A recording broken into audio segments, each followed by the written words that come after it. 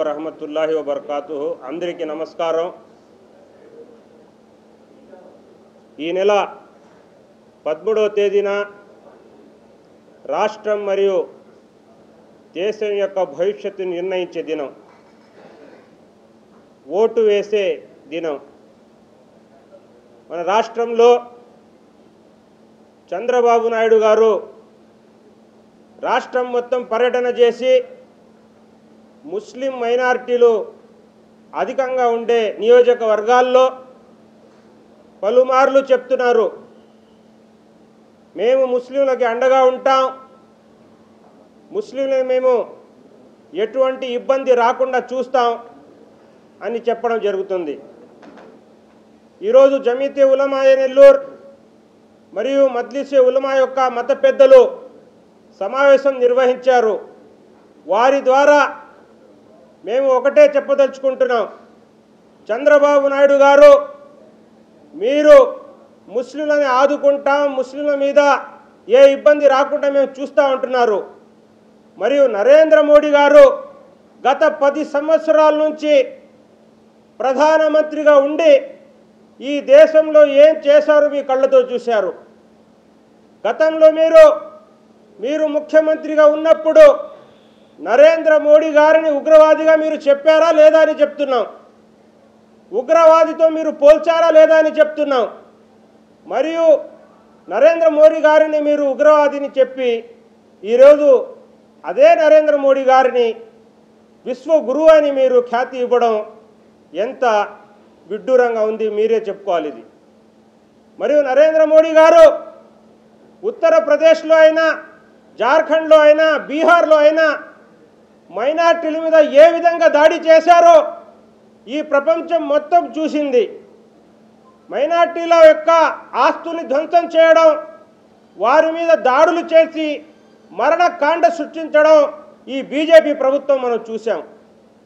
ఎప్పుడో ఎన్నో సంవత్సరాలు కాల కొన్ని నెలల క్రితమే మనం మణిపూర్లో చూసాం, మైనార్టీల మీద ఏ విధంగా దాడి చేసి చర్చిల్ని కూలగొట్టడం మరియు మహిళల్ని నడి రోడ్డు మీద వివస్త్ర చేసి మీ బీజేపీ పార్టీ యొక్క నాయకులు లాక్కొని పోవడం మన కళ్ళతో చూసాం। ఇవన్నీ చూసిన తర్వాత ఆ బీజేపీ పార్టీతో చంద్రబాబు నాయుడు గారు పొత్తు పెట్టుకొని మైనార్టీలను మేము కాపాడుతామంటే ఏ విధంగా మీరు చెప్తారని మిమ్మల్ని ప్రశ్నిస్తున్నాం। మరియు మా బాధ మా గుండెల్లో ఉంది। అదేవిధంగా ఈ ఎన్డీఏ ప్రభుత్వం ఆంధ్ర రాష్ట్రంలో వస్తే ముస్లింల 4% రిజర్వేషన్ తొలగిస్తామని పలుమార్లు బీజేపీ నాయకులు ప్రసంగించడం జరిగింది। మరి ఇతర రాష్ట్రాల్లో ముస్లింల రిజర్వేషన్లు కూడా తొలగిస్తాం, ముస్లింల హక్కులు కాలరాస్తామని ఈ ఎన్డీఏ కూటమి వస్తే ఎన్నోసార్లు ప్రసంగించడం జరిగింది। మరియు బీజేపీ ప్రభుత్వం రేపు ఏర్పడితే వారు చెప్పిన మాటలు వారి యొక్క పార్లమెంట్లో ఈ బిల్లులను ప్రవేశపెట్టి అమలు చేస్తారా లేదా అని చంద్రబాబు నాయుడు గారిని ప్రశ్నిస్తున్నాం। మరియు మీ చంద్రబాబు నాయుడు గారు మీరు అడ్డగించగలరా? రేపు బీజేపీ ప్రభుత్వం కేంద్రంలో వస్తే ఈ బిల్లుల్ని వాళ్ళు ప్రవేశపెడితే మీరు ఆపగలరా? ఆ శక్తి మీకు ఉందా అని అడుగుతున్నాం। గతంలో మీరు మీ యొక్క పార్టీలో మెంబర్ ఆఫ్ పార్లమెంటు 3 ఉన్నారు, రామ్మోహన్ నాయుడు గారు, గల్లా జయదేవ్ గారు మరియు కేసినేని నాని గారు।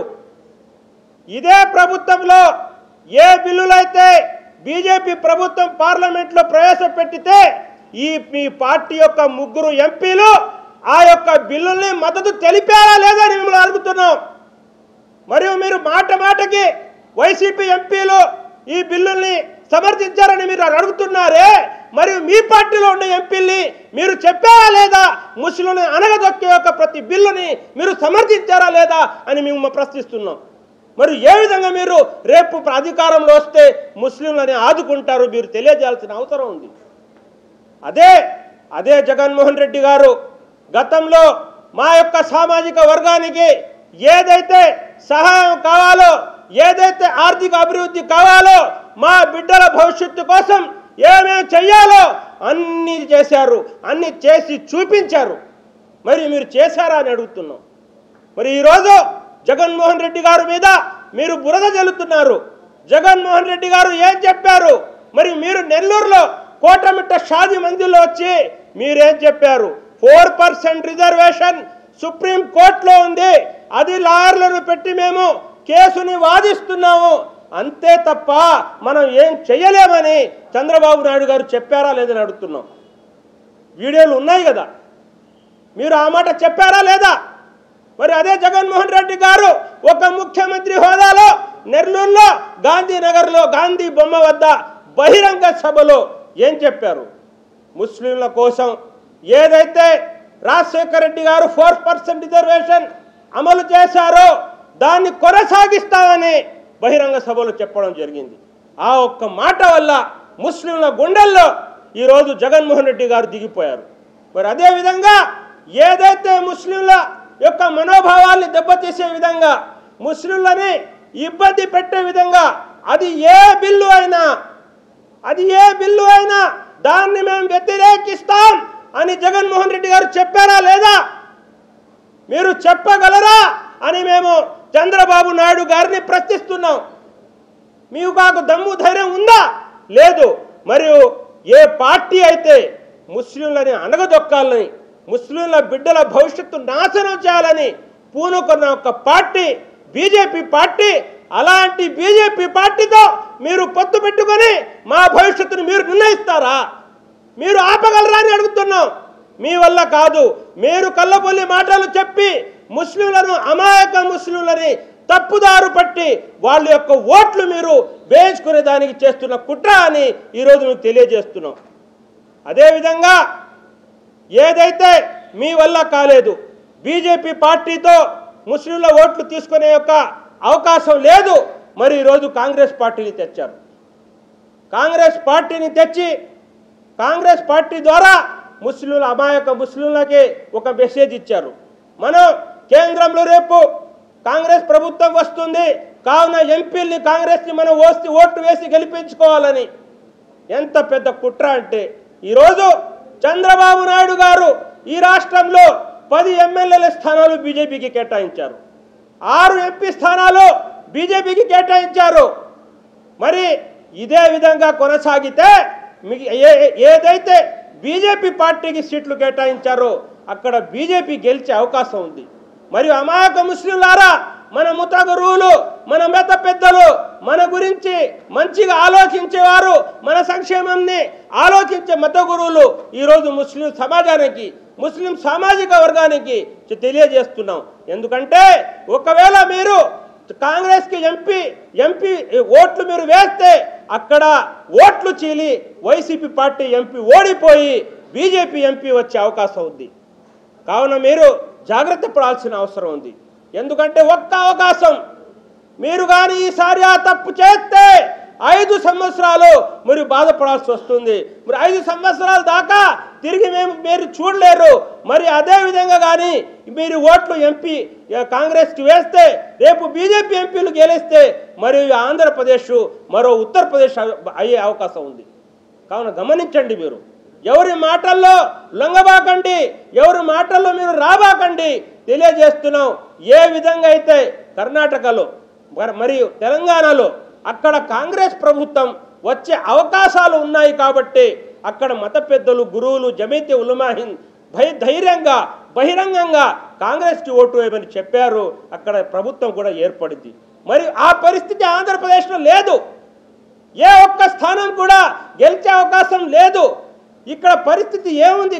సీట్లు అడిగే వాళ్ళు కూరలేరు. అలాంటి పార్టీ ఈరోజు ఆంధ్రప్రదేశ్లో కాంగ్రెస్ పార్టీ యొక్క పరిస్థితి ఉంది. అందుకని దయచేసి ఎవరైతే మా కోసం నిలబడ్డాడో, ఎవరైతే బీజేపీతో ఎంతవరకైనా పోరాడతా ఈ ముస్లిం సామాజిక వర్గం కోసం అని చెప్పడం జగన్మోహన్ రెడ్డి గారిని మరి ముస్లింలందరూ హర్షం వ్యక్తం చేస్తున్నాం. కావున ముస్లిం సమాజం ఆలోచించాలి. అన్ని కులాల వారి యొక్క కులం భవిష్యత్తు కోసం, వాళ్ళ యొక్క కులం సామాజిక వర్గం యొక్క అభివృద్ధి కోసం వారందరూ ఏకం అవుతున్నారు. కాబట్టి మరి ఈరోజు ముస్లిం సామాజిక వర్గం కూడా ఏకం కావాల్సిన ఎంతైనా అవసరం ఉంది. ఎందుకంటే ఈరోజు ఉన్నాం, మనం రేపు ఉంటాం లేదో తెలియదు. మా బిడ్డల భవిష్యత్తు మాకు అవసరం. కేవలం వైఎస్ వైఎస్ జగన్మోహన్ రెడ్డి గారితోనే ముస్లిం సామాజిక అభివృద్ధి చెందుతుంది, రాజకీయంగా కూడా అభివృద్ధి చెందుతుంది. చరిత్రలో ఎన్నడూ లేని విధంగా మొత్తం రాష్ట్రంలో 7 ఎమ్మెల్యే స్థానాలు ఇచ్చిన ఏకైక వ్యక్తి జగన్మోహన్ రెడ్డి గారు. మరి అదేవిధంగా నెల్లూరు నగరంలో అతి సామాన్యుడైన వ్యక్తి మొహమ్మద్ ఖలీల్ గారు. అలాంటి వ్యక్తిని ఎమ్మెల్యే స్థానం ఇవ్వడం మరియు ఎంత ఆయన గురించి ఎంత చెప్పడం కూడా తక్కువే. అందుకని దయచేసి మనం చెప్పిన మత గురువులు చెప్పిన అన్ని మాటలు మీరు ఆలోచించి మరి అన్ని ఓట్లు అన్ని స్థానాలు ఎమ్మెల్యే స్థానాలైనా ఎంపీ స్థానాలు అన్నీ వైఎస్ఆర్ పార్టీకి ఓటు వేసి గెలిపించాలని కోరుతున్నాం.